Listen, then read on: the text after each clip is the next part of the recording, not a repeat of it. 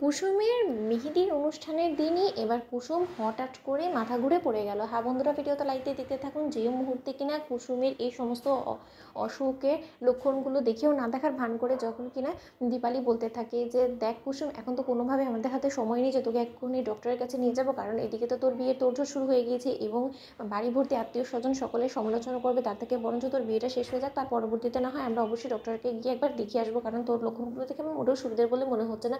আরও একটা কথা তোকে তার পাশাপাশি বলে দিচ্ছি যে কে কী বললো না বললো যে সব কিছু নিয়ে একদম তুই নিজের মনে লাগাবি না। অন্যদিকে এই সমস্ত কথাবার্তাকে এড়িয়ে যখন কিনা সন্ধ্যের দিকে ইন্দ্রাণী গাঙ্গুলি যখন বলতে থাকে যে আমার খুব শখ যে আমাদের বাড়িতে যদি একটা মেয়ে থাকতো তাহলে হয়তো বা তারও প্রত্যেকটা অনুষ্ঠান আমি ঘটা করে করতাম, কিন্তু এই যাত্রায় তো ঈশ্বর আমাদেরকে মেয়ে দেয়নি। তাই কুসুম, তোমার বিয়েতে আমি আমার সকল শখ আহ্লাদ মিটিয়ে দিতে চাই। তার জন্য আমি আজকে সন্ধেবেলা একটা মেহেদি নাইটের আয়োজন করেছি এবং সেখানে তোমার হাতে মেহেদি পরানো হবে, ঠিক আছে? তো ঠিক সেই মুহূর্তে ঈশান থেকে শুরু করে আয়ুষ সকলে যখন আনন্দে আত্মহারা হয়ে বলতে থাকে যে মা, ইটস আ রিয়েলি ওয়ান্ডারফুল একটা থট যে তুমি এরকম ভেবেছো, সত্যি মা তুমি পারো বটে। অন্যদিকে সন্ধে হওয়া মাত্র যখন কিনা কুসুম সেজে গুজে মেহেদি লাগাতে বসে, তার পর মুহূর্ত থেকে কুসুমের যখন হঠাৎ করে আবারও গা গোলানো শুরু হয়ে যায়, বমি পাতি শুরু করে দেয়, কুসুমের মাথা যন্ত্রণা করতে থাকে। ঠিক সেই সময় কুসুম বলতে থাকে যে পিসি, আমার আবারও সেই সমস্ত লক্ষণ কেন দেখা দিচ্ছে আমার মধ্যে, বলো তো? আমার শরীরটা বড্ড বেশি অস্থির অস্থির লাগছে এবং আমার কোনো মতে কোনো কিছু ভালো লাগছে না, জানো তো পিসি। ঠিক সেই মুহূর্তে ইন্দ্রাণী গাঙ্গুলি এই সমস্ত কিছু লক্ষ্য করা মাত্রই বলতে থাকে যে কী ব্যাপার কুসুম, তোমার কি ভালো লাগছে না এই সমস্ত কিছু? আয়োজনে কোনোরকম করে ত্রুটি রেখেছি আমরা?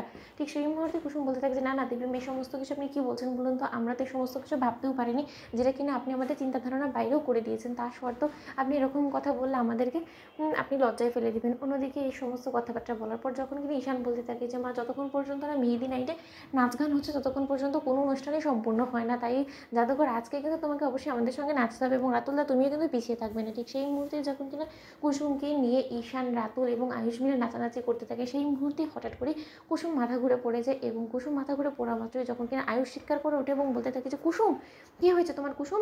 কুসুম কথা বলছো না কেন? ঠিক সেই মুহূর্তে কুসুমের জ্ঞান হারিয়ে ফেলা মাত্রই যখন কিনা ইন্দ্রাণী গাঙ্গুলি বলতে থাকে যে আর সময় লস না করো, ওকে এক্ষুনি বরঞ্চ এখান থেকে তুলে বরঞ্চ ওকে চলো আমরা ওকে হসপিটালে নিয়ে যাই। ঠিক সেই মুহূর্তে যখন কিনা কুসুমকে হসপিটালে তড়িঘড়ি করে নেওয়া হয় এবং ডক্টর কুসুমকে অবজার্ভ করা মাত্রই যখন কিনা বলতে থাকে যে ও মাই গড, এই মেয়েটা আজকে দেখছি হয়তো বা মেহেদি নাইট ছিল, কিন্তু মেহেদি নাইটের মধ্যে মেয়ের এরকম সিমটমস দেখা তো মোটেও ভালো লক্ষণ নয়। অন্যদিকে বাড়ির সমস্ত লোকেরা যখন কিনা বাইরে ওয়েট করতে থাকে, ঠিক সেই মুহূর্তেই রাতুল যখন ডক্টর বেরিয়ে আসা মাত্রই বলতে থাকে যে ডক্টর কী হয়েছে কুসুমের? কুসুম ঠিক হয়ে যাবে তো?